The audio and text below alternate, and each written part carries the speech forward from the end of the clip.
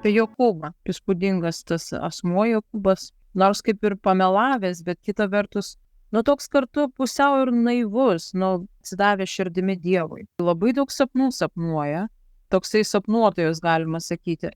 Tai pradžios 28 skyriuje Jokūbas iškeliauja į Mesopotamiją, kaip Rebeka jam ir patarė, jo motina Rebeka. Jokūbas paklausė savo tėvo, ir tėvas jam iš tikrųjų jį palaimina ir sako neimti žmonos iš kito krašto, būtent iš jo tėvų krašto. Jokūbas paklausė savo tėvo ir iškeliavo į Mesopotamiją. Jokūbas išvykęs iš Beršėbos keliavo į Haraną. Tai čia ta vieta, kaip prisimenate, kur kai Abraomas su tėvu ir Lotu iškeliavo iš Ūro žemės, jisai Harane apsistojo ir Tara tenai pasiliko, Abraomo tėvas, ir vėliau ten mirė. Jis pasiekęs vieną vietovę, ten pasiliko nakvoti, nes saulė jau buvo nusileidusi. Paėmęs vieną iš ten gulinčių akmenų, pasidėjo priegalvių ir atsigulė. Ir dabar pasakojamas yra sapnas Jokūbo. Jis sapnavo kopėčias, pastatytas ant žemės, kurių viršus siekė dangų, o Dievo angelai jomis laipiojo aukštyn ir žemyn. Kopėčių viršuje stovėjo viešpats ir tarė: aš esu viešpats, tavo tėvo Abraomo ir Izaoko Dievas. Ta žemė, ant kurios guli, atiduosiu tau ir tavo palikuonims, o tavo palikuonė bus kaip žemės dulkių. Tu išsiplėsi į vakarus ir rytus, į šiaurę ir į pietus, tavyje ir tavo palikuonyse bus palaimintos visos žemės giminės. Aš būsiu su tavimi ir tave saugosiu ir lydėsiu visur ir vėl tave parvesiu į šitą žemę, nepaliksiu tavęs, kol įvykdysiu tai, ką esu pažadėjęs. Šitas sapnas, tas bent jau tekstas, kurį Dievas išsako, tikriausiai jau pastebėjot, atkartojamas tai, ką pasakė Abraomui ir paskui, ką vėliau jisai pasakė Izaokui ir štai dabar Jokūbui. Ir toksai įspūdis yra, kad kiekvieną kartą, kai Dievas pradeda tarsi dirbti su nauja grandimi toje giminės eilėje, tai jisai iš naujo pakartoja tam jau žmogui asmeniškai, tai ne per antras lūpas, o jam asmeniškai pakartoja šitą palaiminimą. Man kažkaip pačiai pradžiai užkliuvo tai, kad jisai kalbėjo sapne ir aš pagalvojau, nejaugi tarsi Abraomui lyg ir nekalbėjo sapne. Kilo mintis padaryti tokią mažą studiją, pasižiūrėti iš viso, kaip Dievas komunikavo šitų, kiek mes dabar jau perėję esame, Abraomas, Izaokas, kaip iš viso komunikavo tame laikotarpyje. Ir aš atradau labai įdomių dalykų iš tikrųjų. Tai visų pirma, kai pirmą kartą Dievas su Abraomu ėmė kalbėti, tai jisai sako tarė. Jisai tarė, čia buvo dar pradžios 12 skyriuje. Paskui vėliau po kelių eilučių sako, kad jisai Dievas pasirodė ir tarė. Mes nežinom, kaip pasirodė, nežinom, kokias tai per dalykas, ar akims matomas, ar kaip reiškinys, mes nežinom, bet aišku, kad jisai ne tik kalbėjo, bet ir vizualiai matėsi. Vėliau rašoma vėl, kad jis tarė, vėliau rašoma, kad jisai Abraomui prabilo regėjime, ta žodis reiškia regėjimas, bet toksai regėjimas, kai yra patenkama į dvasinę ekstazę, o šiaip Naujajame testamente matyti tai būtų vadinama dvasinį tranzą. Čia nėra blogas dalykas. Į tokį buvo papuolęs Petras, kai matė regėjimą su nusileidžiančia marška ir daug gyvūnų ant jos. Ir Jonas, kuris sako, buvo dvasios pagavoje. Tai va čia tas pats ir tokiame regėjime Dievas prabilo Abraomui, kai buvo sudaryta sandora su juo.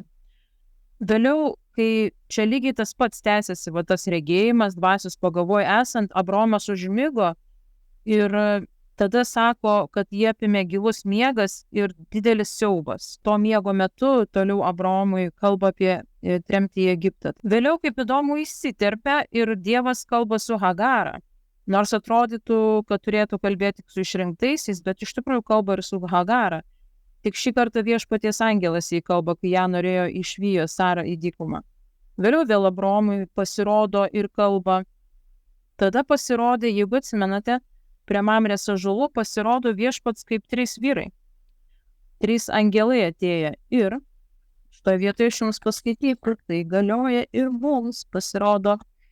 Tie 3 vyrai, kai pasirodo Abraomui, jisai iš karto puola ruošti jiems vaišes, kad juos pavalgydintų. Štai kas parašyta Hebrajams 13 laiške. 13 skyriuje, tai yra, atsiprašau, Hebrajams 13 skyriuje parašyta taip: nepamirškite svetingumo, nes per jį kai kurie, patys to nežinodami, priėmė viešnagėn angelus. Tai va, turėkime šitą omeny, kad Dievas nepasikeitė, jo komunikacija nepasikeitė. Žmonės tikrai yra daugybė liudijimų, tai žmonės susiduria su angelais. Ir kartais pasirodo taip susiduria, kad jie tiesiog rodydami svetingumą, pasirodo net to nežinodami, priima pas save angelus. Čia taip parašyta Biblijoje. Vėliau intarpas dar vienas, kai Abraomas Sarą pavadino savo seserimi, tai Dievas perspėjo tą žmogų, kuris Sarą paėmė neva norėdamas savo žmonas, Abimelechui. Jisai pasirodo sapne. Dievas kalba sapne. Vėliau vėl Dievas kalba Abraomui ir vėl Hagarai Dievo angelas iš dangaus tarė. Paskui, kai Dievas mėgina Abraomo tikėjimą, kad jis paaukotų Izaoką, jis vėl kalba ir dabar viešpaties angelas jį pašaukė iš dangaus. Vėliau Rebekai kalbama, matyti Rebeka, kai jai 2 kūdikiai kovėsi jos įsčiose, jinai ėjo teirautis pas viešpatį ir jisai jai sako, tarė dėl kūdikių įsčiose. Izaokui jisai pasirodė ir tarė. Vėliau naktį pasirodė ir kalbėjo. Jokūbui, dabar mes sužinosim apie Jokūbą, kad jisai kalba jam sapne, nuo kopėčių palaiminimą tą pasakė.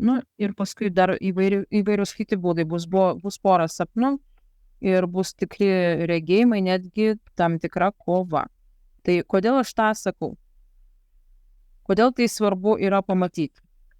Todėl, kad Dievas, jisai nėra Dievas vienoks tik tais Biblijos Senajame testamente, vienoks su vienokia tauta kažkokia ir, tarkim, mums krikščionims jis visiškai kitoks. Aš visiškai netikiu, kad taip yra. Aš tikiu, kad mes, nagrinėdami tokias detalės, turime galimybę susipažinti su tuo Dievu, kuriuo mes tikime, su gyvuoju Dievu. Mes galime pamatyti jo ruožus ir jo braižą. Kas mums svarbu žinoti? Faktas, kad Dievas nori komunikuoti su žmonėmis. Čia jisai norėjo komunikuoti ir jis visą laiką eina pirmas į komunikaciją.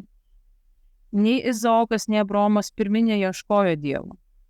Jis ieško jų. Jisai pirmas ištiesė ranką.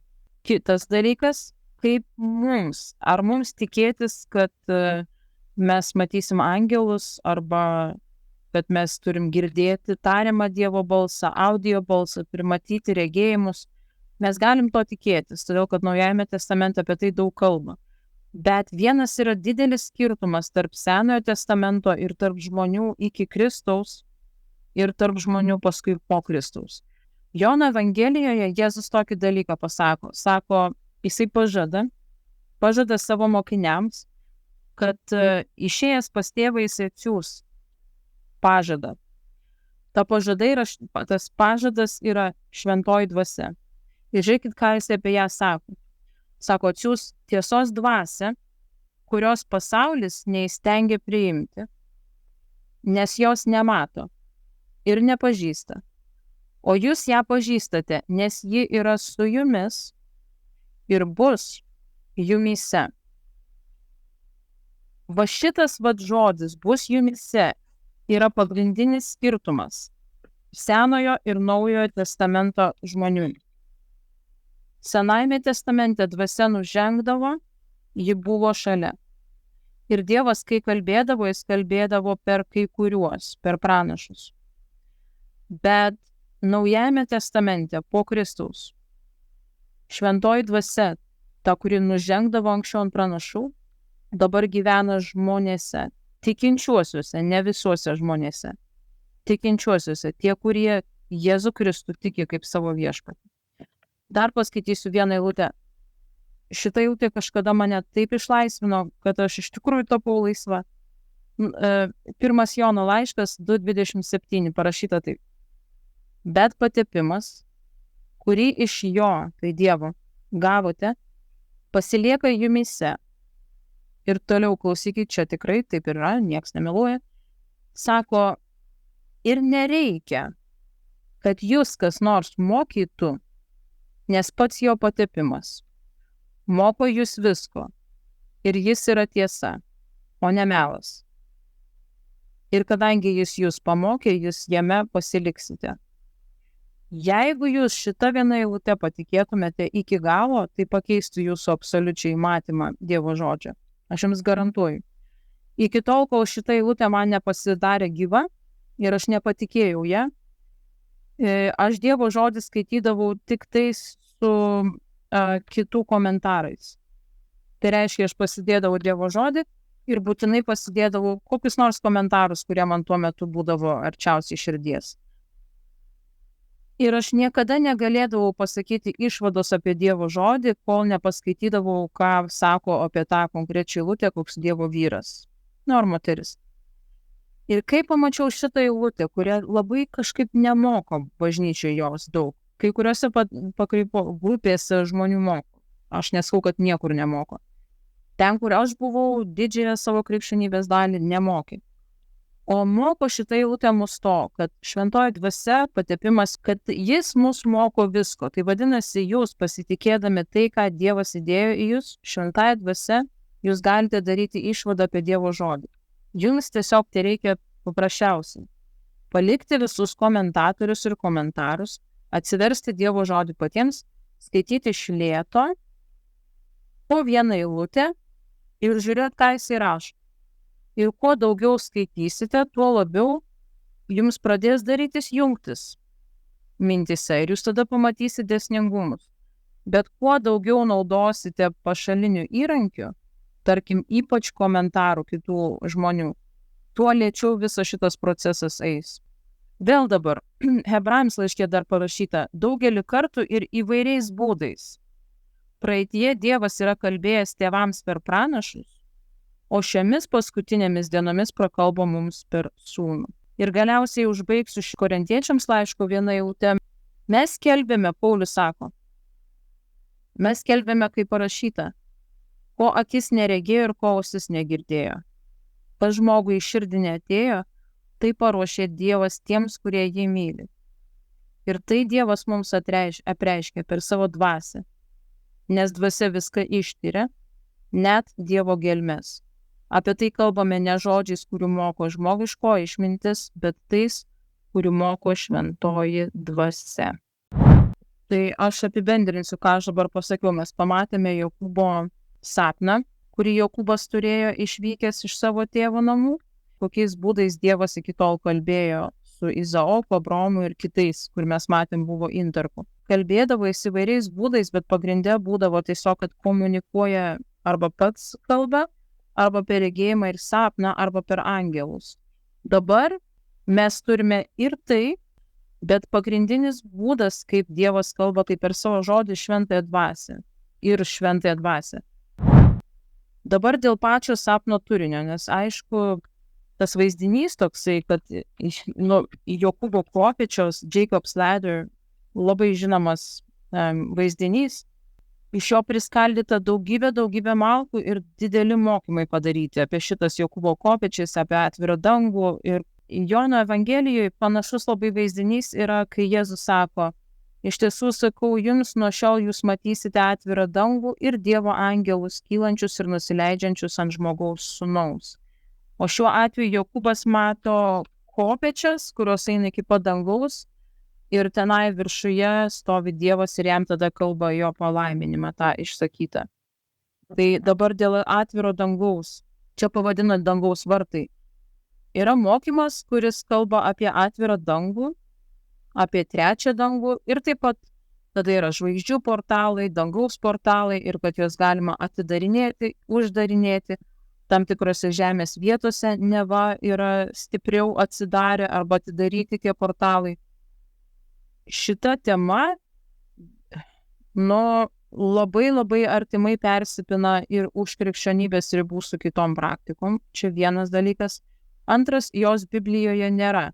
Apart šito sapno ir tarkim, apie antrą dangų yra tai yra trečią dangų, yra tokių, bet apie portalus, kuriuos galima atidaryti, uždaryti, aš neradau dar, nors šiaip truputėlį domėjausi. Nesigilinsiu toliau šitą mokymą, tiesiog sakau, kad yra mokymų, kurie gali būti padaromi iš tokių kažkieno gautų sapnų. Dabar pasižiūrėkim dar į paskutinę eilutę, kurią pasakė Dievas. Tokia tikrai nuostabi eilutė to sapno. Sako, aš būsiu su tavimi, Jokūbai Dievas sako, ir tave saugosiu, ir lydėsiu visur, ir vėl tave parvesiu į šitą žemę, nepaliksiu tavęs, kol įvykdysiu tai, ką esu pažadėjęs. Šita eilutė kalba apie vieną Dievo charakterio savybę, kad jis ištikimas ir jis sugeba įvykdyti iki galo. Aš netgi jums galiu pasakyti kelias eilutės iš Naujojo Testamento kaip įrodymą. Filipiečiams laiške yra parašyta, Paulius sako, aš esu tikras, jeigu jisai pradėjo darbą, jisai ir užbaigs jumyse tą darbą. Arba Tesalonikiečiams sako, o viešpats ištikimas, jis sustiprins jūs ir apsaugos nuo pikto. Svarbu yra suprast, kad jeigu Dievas davė pažadą, jis viską padarys, kad tą pažadą įvykdytų.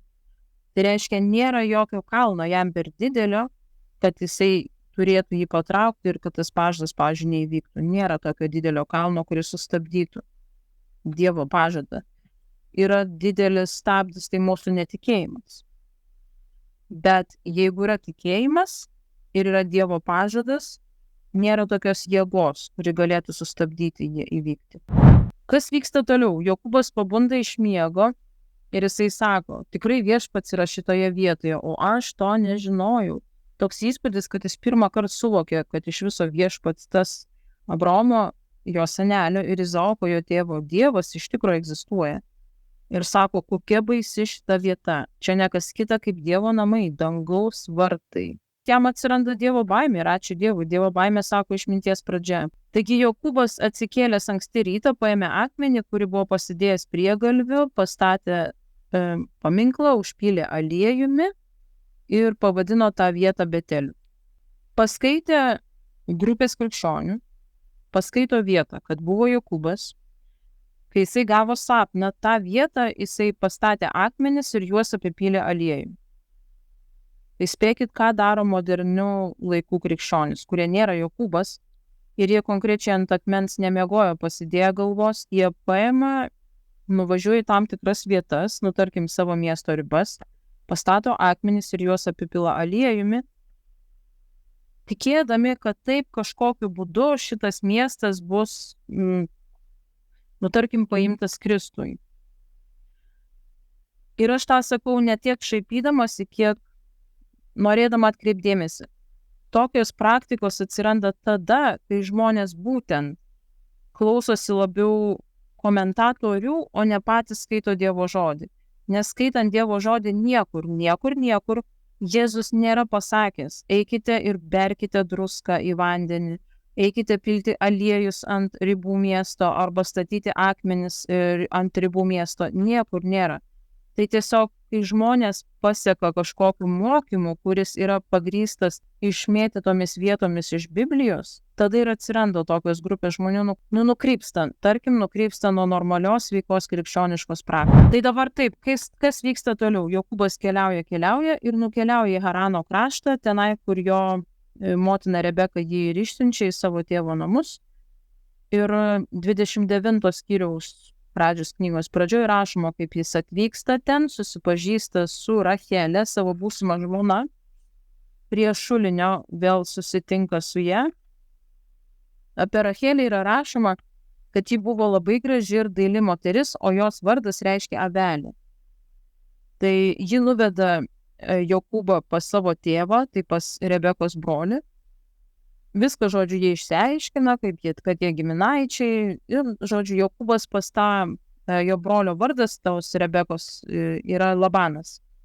Jisai pas Labaną apsigyvena. Ir visiškai netrukus Labanas pasiūlo jam, kad jisai sako, ko tu čia nemokamai pas mane būsi, geriau už užmokestį dirbk. Ir sako, ką tu norėtum. Ir Jokūbas paprašo, kad jisai duotų Rachelę iš žmonos. Nes jisai sako, pamilo Rachelę ir pasakė, aš tau tarnausiu 7 metus už jaunesnėje dukterį Rachelę. Jaunesnėje, nes buvo 2, Lėja ir Rachelė. Ir ateina tas laikas, jis atitarnauja 7 metus ir ateina vestuvių metas ir metas gyvenimo pamokai. Tai Labanas, tėvas Rachelės, tos mergaitės, sukvietė visus tos vietovės žmonės ir iškėlė puotą. Tai įvyko vestuvės. Ir atėjo vestuvių naktis, praėjo vestuvių naktis, išaušo rytas, o pasirodo, kad su Jokūbu šalia yra ne jo žmona Rachelė, o jos vyresnioji sesuo Lėja. Tai įvyko taip, kad jam tamsoje buvo pakišta Lėja, o ne Rachelė, apgaulės būdu. Šičia stabtelim, truputį nusišypsom ir pagalvojom, Dievas tikrai turi humoro jausmą, nes taip kaip Jokūbas apgavo savo tėvą, kuris nemato, ir jį būnant nemačiom, jį apgauna, pasinaudoja to, kad jis nemato ir jisai gauna tėvo palaiminimą, lygiai taip pat pasinaudodami, kad jis naktį nieko nematys, pakiša kitą seserį. Visgi Dievas turi tą principą sėjos pjūties. Ką pasėsi, tą ir pjausi. Sėsi melą, pjausi melą. Tai dabar truputėlį apie tą Rachelę ir Lėją. Faktą žinome, kad Lėja parašyta, ji vyresnė, ji silpno regėjimo, sako, kad jos akis buvo silpnos. Ir sprendžiant iš to, kaip buvo aprašyta, kad matytinai nėra tokia graži kaip Rachelė, jos vardas reiškia netgi, toks liūdnas vardas reiškia pavargusi. Reiškia Lėja kaip pavargusi, silpnų akių ir matyt netokia daili kaip jos jaunesnioji sesuo. Ir dar visą šitą skausmą padidinti, Jokūbas, jisai nenorėtų Lėjos kaip žmonos. Jinai tapo kažkokio tai vyro žmona tik todėl, kad ją pakišo kaip katę maiše. Jeigu nebūtų įvykusi šita apgaulė, jinai matyt net nebūtų jos nei Jokūbas ėmėsi žmonas, galbūt net ir kitas vyras nebūtų ėmėsi žmonas. Tai moters savivertei tai nedaro didelio pliuso. Rachelė tuo tarpu ji yra mylimesnė, nes sako Jokūbas net parašyta, kad Jokūbas labiau mylėjo Rachelę. Jisai ją taip buvo įsimylėjęs, kad jis buvo pasiruošęs dėl jos tarnauti dar 7 metus. Tai Labanas Jokūbui pasiteisino, sako, čia jau stebėkit, jisai, Jokūbas susitiko suktesnį už save melagį. Dėdė Labanas jam sako, tik dabar jam taip dašyla pasakyti, po 7 metų, sako, pas mus nėra tradicijos pirmą išleisti jaunesnę dukterį. Todėl pirmą tu turėjai imti žmonos Lėją. O dabar palauk 7 dienas, matyt toks paprotys, ir po 7 dienų mes duosim tau ir Rachelę, o už ją atidirbsi dar 7 metus. Viskas ok, Jokūbas sutinka ir dabar jisai turi 2 žmonas, 2 seseris, Lėją ir Rachelę. Ir čia labai įdomus Dievo braižas pasimatys. Viešpats, Dievas, matydamas, kad Jokūbas Lėjos nemylėjo, padarė ją vaisingą. O Rachelė tuo tarpu, kurią Jokūbas be galo mylėjo, ją padarė nevaisingą. Pats Dievas. Ir Lėja pastojo ir pagimdė sūnų, kurį pavadino Rubenu. Nes jis sakė, viešpats atsižvelgia į mano sielvartą ir dabar mane mylės mano vyras. Tarp Rachelės ir Lėjos atsiranda ilgus metus truksantis karas. Tai gimdymo karas, taip pavadinsim. Lėja pradeda gimdyti. Tai yra didelis palaiminimas, kad jinai gali gimdyti savo vyrui sūnus. Ir gimdydama kiekvieną kartą galvoja, kad jinai dabar taps priimtinesnė. Rachelė niekaip nepavyksta. Ir mes pasižiūrėsime, kokios yra abiejų reakcijos į šitą situaciją. Bet prieš tai dar tik pagalvokit apie tai. Kodėl Dievas visą laiką padaro taip kitaip? Jau praeitą kartą kalbėjom, kad jisai tai pasirenka iš vyrų, buvo, kad pasirenka pirmą jaunesnį vietoj vyresnį. Šiuo atveju, kai mes atrodo, turėtų idealiai viskas būti jaunesnioji, gražesnė, sveikesnė, tai padaryk ją vaisingą, juk nuo Dievo priklauso, ir te gimdo ji Jokūbui vaikus. Bet kas tada būtų Lėjai, ji būtų ir nemylima, ir nevaisinga. Vadinasi, Dievui nėra tas pats. Ir kas dar įdomiausia, aš jums 3 eilutes dabar paskaitysiu. Jisai sako, jeigu atsimenat, tokia vieta yra, gal Biblijai, Joelio pranašystėje sako, silpnasis te sako, aš stiprus. Let the weak say I'm strong, yra tokia netgi daina. Arba dar Naujajame testamente parašyta, mano stiprybė tampa tobula silpnume. Lėjos silpnume Dievo stiprybė tapo tobula. Arba dar rašo Korintiečiams laiške, sako, Dievas išsirinko, kas pasaulyje kvaila, kad sugėdintų išminčius. Dievas išsirinko, kas pasaulyje silpna, kad sugėdintų, kas yra galinga. Ir kas pasaulyje žemos kilmės, kas paniekinta, kas yra niekas, Dievas išsirinko, kad niekais paverstų tai, kas yra laikoma kažkuo, kad joks kūnas nesigirtų prieš Dievą. Ir šituo atveju mes nežinom, neparašyta, kas vyksta Lėjos širdyje ir kas vyksta Rachelės širdyje. Bet faktas matome ir vėliau pamatysime, kad Rachelė matyti jinai jaučiasi viršesnė todėl, kad jinai yra labiau mylimesnė vyro. Bet šitoje vietoje, grožis nieko čia nelaimėjo. Čia laimėjo Dievo pasirinkimas. Ir aš matyčiau, kad ir širdis. Daug kas priklauso nuo tų 2 moterų širdžių. Tai dabar kaip vyksta tos gimdymo kautynės? Jeigu jūs nieko prieš, aš išvardinsiu, kokie sūnus gimė ir jų vardų parinkimas toksai įdomus yra. Tai pirmiausia, Lėja pagimdo 4 sūnus. Rubeną, tai reiškia štai sūnus. Vardas taip ir vadinasi. Štai sūnus. Sako, ji pasakė, viešpats atsižvelgia į mano sielvartą, dabar mane mylės mano vyras. Pagimdė 2 sūnų, pavadino jį Simeonu. O hebrajiškai tai skambėtų Šimon. Reiškiasi išgirstas arba išklausytas. Sako, kadangi viešpats išgirdo, kad manęs nemyli, jis davė man dar ir šitą sūnų. Po to vėl pagimdė sūnų ir pasakė, dabar mano vyras prisiriš prie manęs, nes aš jam pagimdžiau 3 sūnus. Todėl jį pavadino Leviu, arba Levis reiškia pririšti, susijungti. Tada ji vėl pastojo ir pagimdė sūnų ir tarė, dabar šlovinsiu viešpatį. Ir jį pavadino Judu. Ir po to ji liovėsi gimdžiusi, o Judas reiškia giriamas. Kaip įdomu, kad Judas būtent, jo vardas nėra toks, kad pagimdžiau sūnų ir dabar vyras mane labiau mylės. Jį tiesiog šlovino viešpatį. Rachelė, matydama, kad jos seseriai, kurios ir taip vyras nemyli, sekasi taip gimdyti, vietoj to, kad džiaugtųsi, ji ima pavydėti, tarsi jai kažko labai trūktų, vis tiek yra mylimesnė žmona. Ji ima pavydėti ir priekaištauti savo vyrui Jokūbui, sako, jeigu tu šito jau negausiu vaikų, tai aš, mirsiu. O Jokūbas užpyksta ant jos ir sako, ar aš pats Dievas, kad aš tau duočiau ar neduočiau vaikų. Ir toliau ji, kaip ir Sara, nebeiškenčia ir nusprendžia duoti savo tarnaitę Jokūbui, kad jinai jai pagimdytų sūnų. Ir taip ir įvyksta. Jos tarnaitė Bilha pagimdo 2 vaikus, Daną ir Neftalį. Danas yra teisėjas, o Neftalis yra grumtynis. Ir abu šitie vardai yra todėl tokie, kad Rachelė džiaugiasi, kad jinai laimėjo kovą prieš savo seserį. Jai nereikia kovoti, kad vyras ją labiau mylėtų, jie ir taip labiau myli.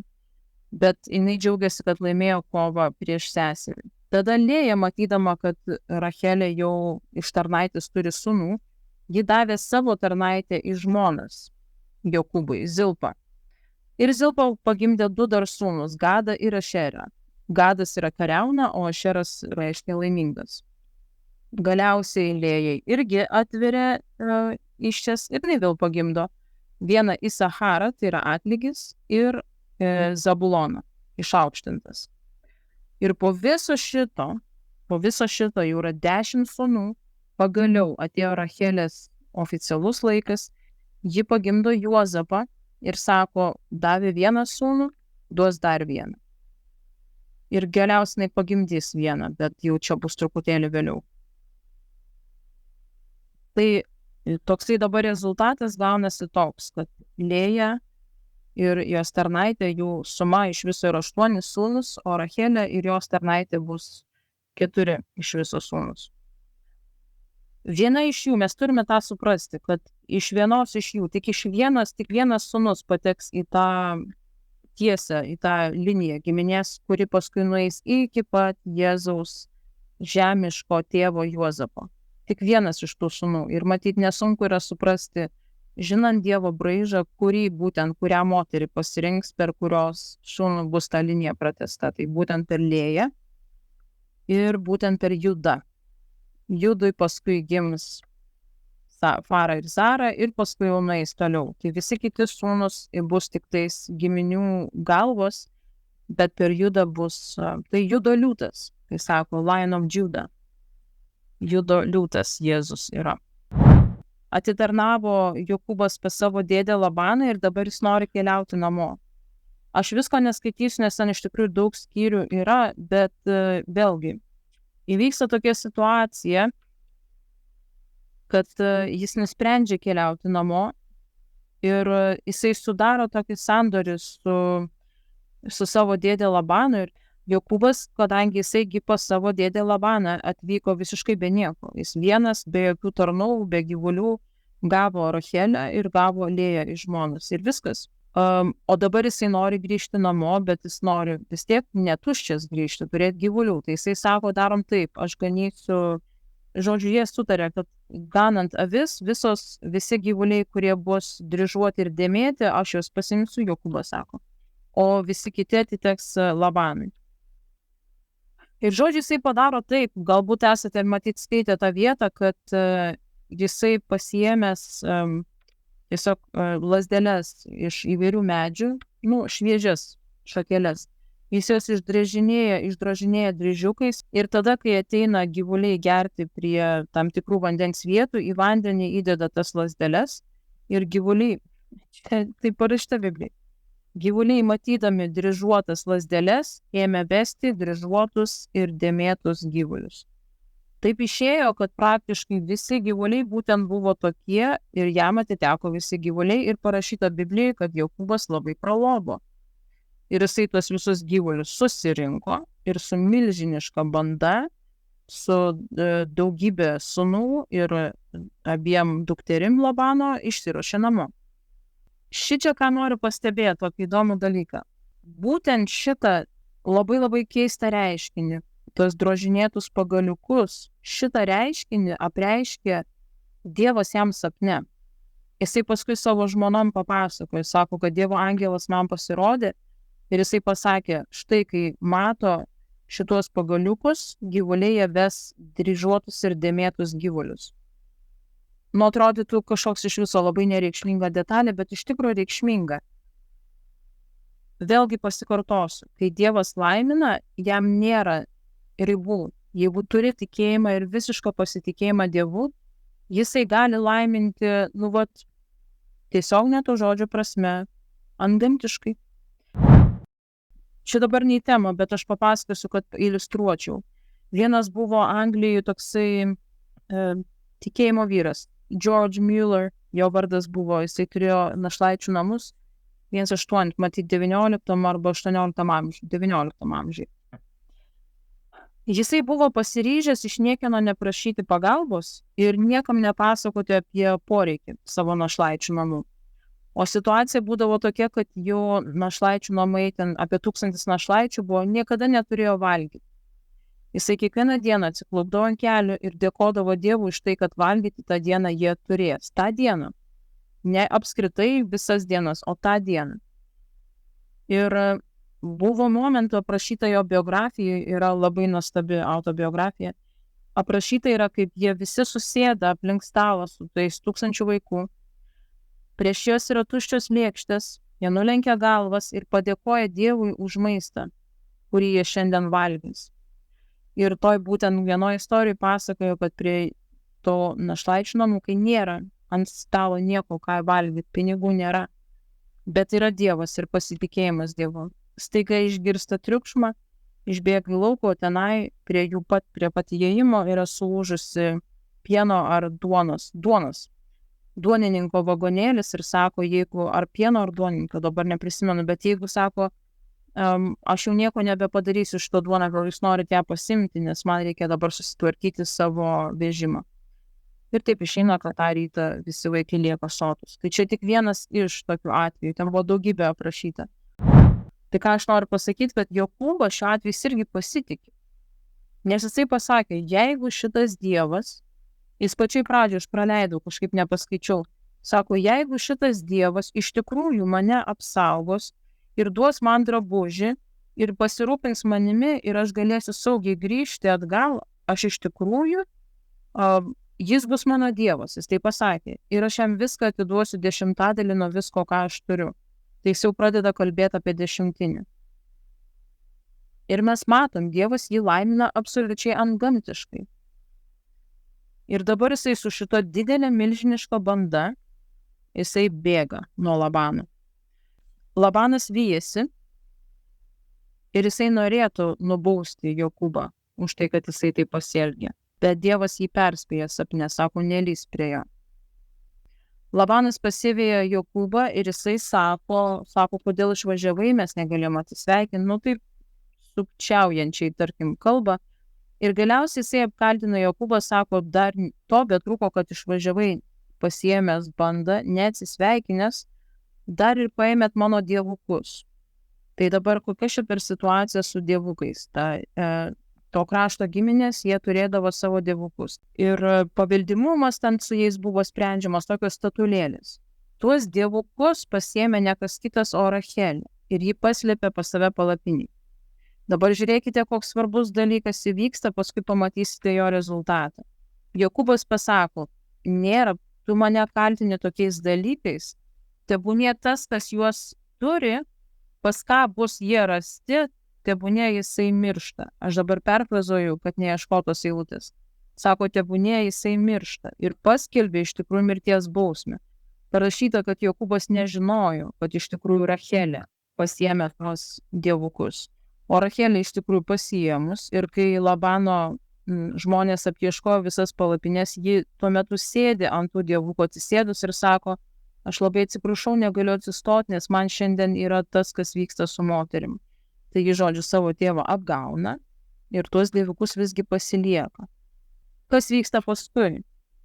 Rachelė gimdydama paskutinį savo vaiką, ji miršta begimdydama. Tai čia bus visai netrukus.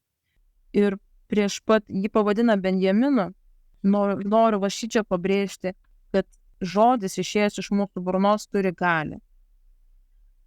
Jau anąkart kalbėjom, bet dabar dar kartą kažkaip pabrėžti, kad tai, ką mes sakom apie save, apie savo artimus, galim apie savo, pavyzdžiui, kūną sakyti, būna kartais, kad tos mano kojas, būna, pavyzdžiui, sako, va aš visai žliba. Nieko nematau. Va tokie žodžiai, jie iš tikrųjų turi galią. Nors mes jau esame tą, tikrai išplauta dabar yra žodžių reikšmė ir svarba, bet daugybė liudijimų yra, kad tikrai žmonės, taip sakydami, prakeikinėja. Pavyzdžiui, toksai, aš mirštu iš bado. Taip, negalima. Mums tikintiesiems tokių dalykų sakyti negalima, nes juk mes tikime, kai mes pasakom, būk išgydytas arba būk palaimintas, mes tikime, kad mūsų žodis turi galią teisingai. Tai kuom tada mažesnė gali turi žodis pasakytas, aš mirštu iš bado, arba iš juoko numirsiu, arba, pavyzdžiui, visiškai atžliba, arba apžlibusi. Tokie žodžiai, jie turi galią. Jie turi galią. Ir ypač jeigu apie vaikus, pavyzdžiui, sakoma, tu ir nevykėlis užaugs, arba nieko iš tavęs gero nebus. Ir iš tikrųjų taip ir būna. Parašyta patarlėse, mirtis arba gyvenimas yra liežuvio galioje. Dabar nusprendė Jokūbas, jisai pasakė nuosprendį, išsakė, kad prakeikimą, kad tas, kas turi tuos dievukus pavogtus, nežinodamas, tas tie miršta ir Rachelė iš tikrųjų miršta, gimdydama.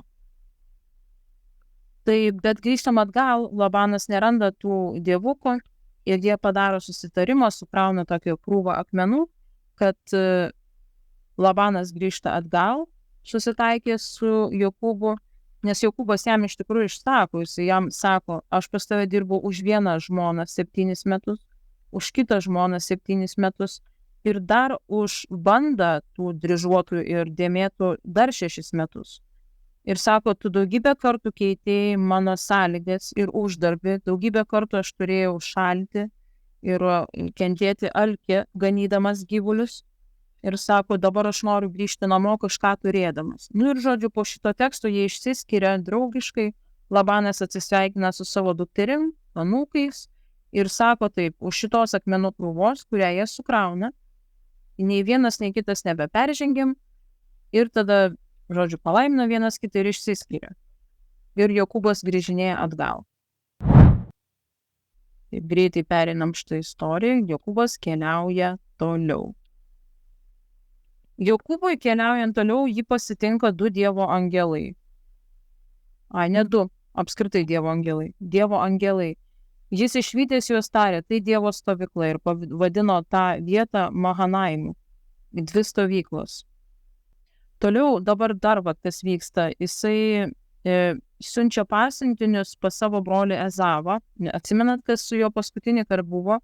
Prieš 20 metų nuo šito taško, kai dabar siunčia pasiuntinius, Ezavas nori užmušti Jokūbą. Tai kokia situacija dabar? Ar jisai gali grįžti, negali grįžti, tai jisai turi siųsti pasiuntinius sužinoti.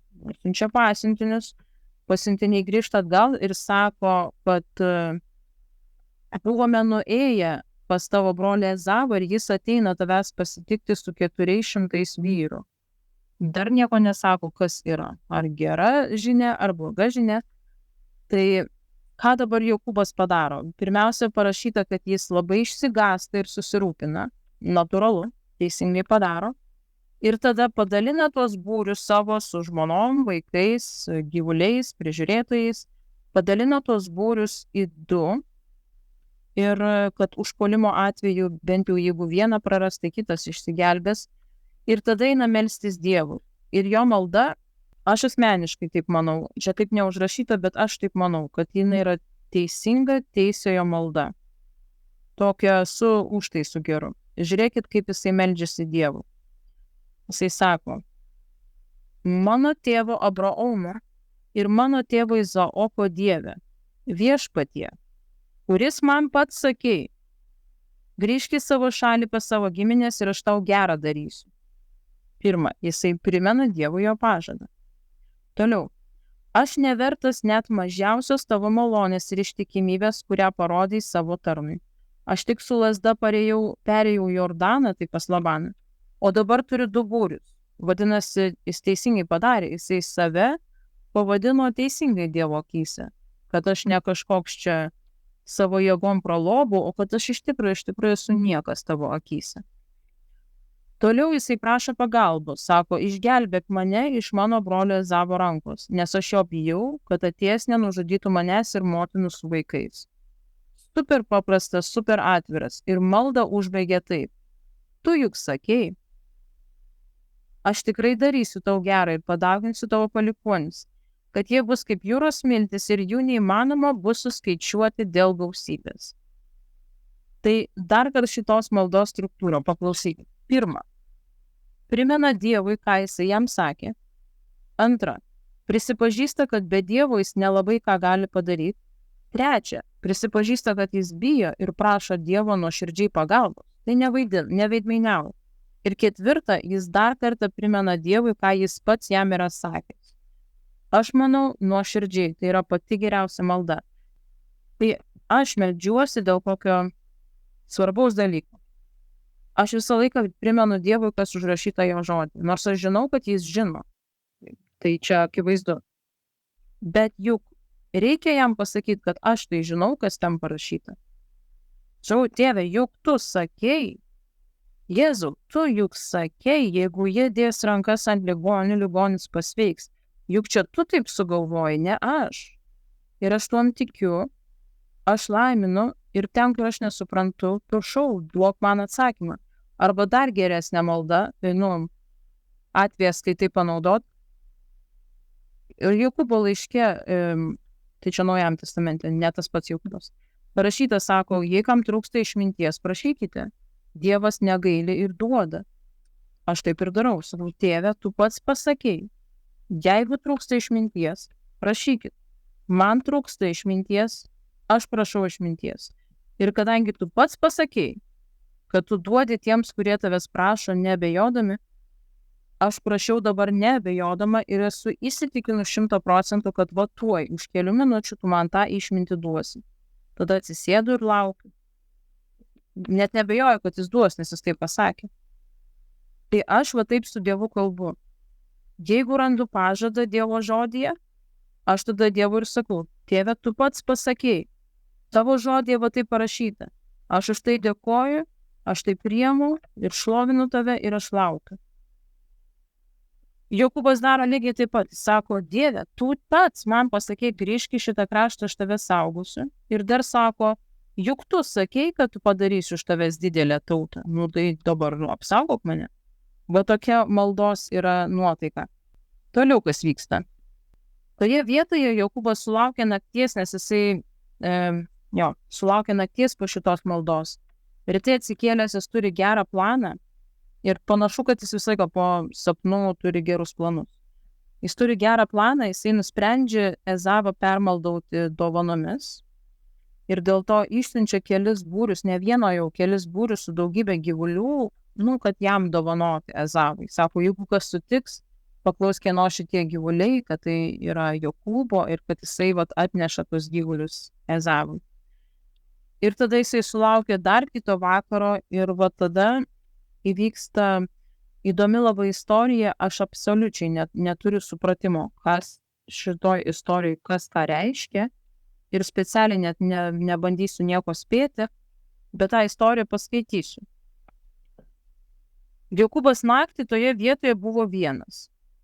Čia kažkokia vieta prie, jis paskui davė tai vietai pavadinimą. Jisai toje vietoje pasiliko vienas ir tenai jisai grūmėsi. Wrestle, grūmėsi su vyru. Pasižiūrėjau dar vertimą, galvau, gal hebrajiškai ta žodis kažką reiškia, bet tai jis nieko nereiškia, kitaip jis reiškia vyru.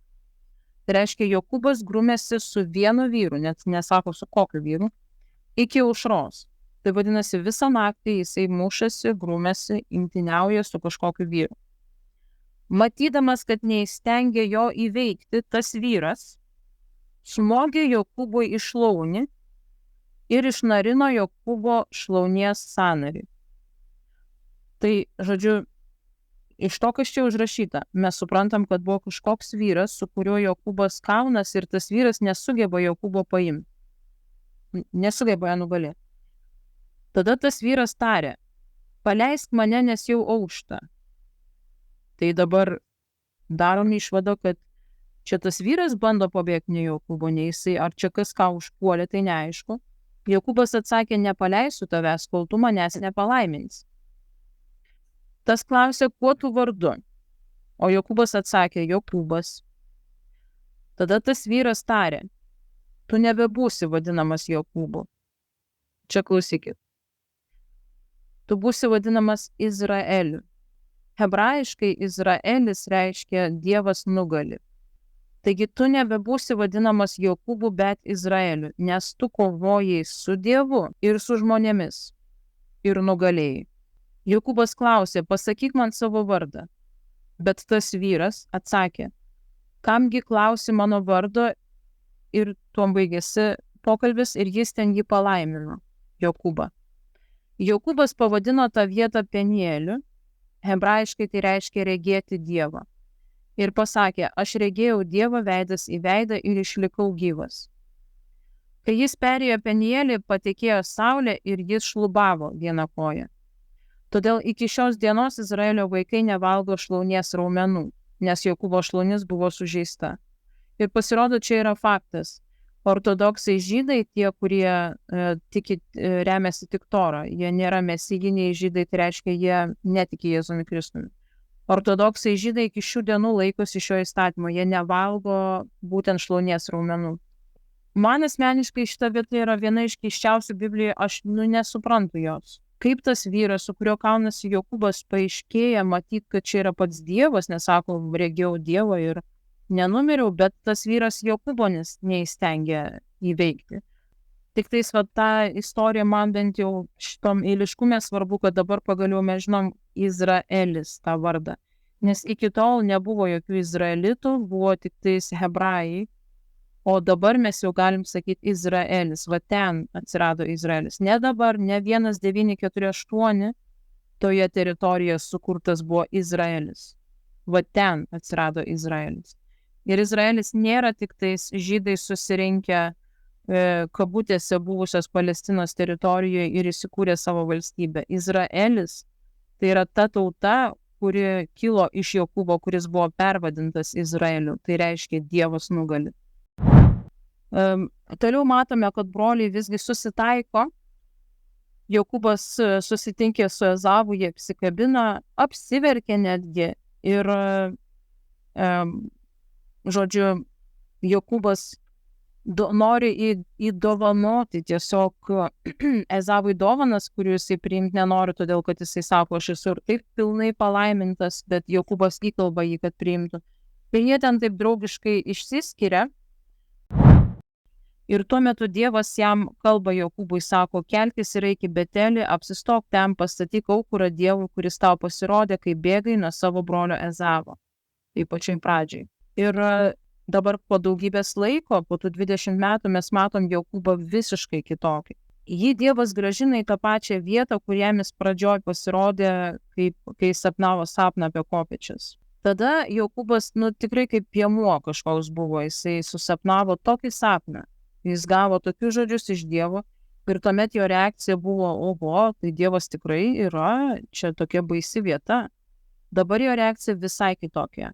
Jisai gavęs šitą raginimą iš Dievo, jis atsigręžė į visus savo namiškius ir jisai sako, mes turime visi persirengti švariais rūbais, išnaikinti viskus kitus dievus savo tarpe, visokius dievukus, netgi paėmė auksinius auskarus ir visus tuos talismanus, stabmeldystės, tarkim, kažkokias užuomasgas, viską jisai pakasa po ąžuolu, viską palieka ir eina tada su Dievu susitikti Betelyje, tenai, iš kur jisai ir iš originaliai išėjo.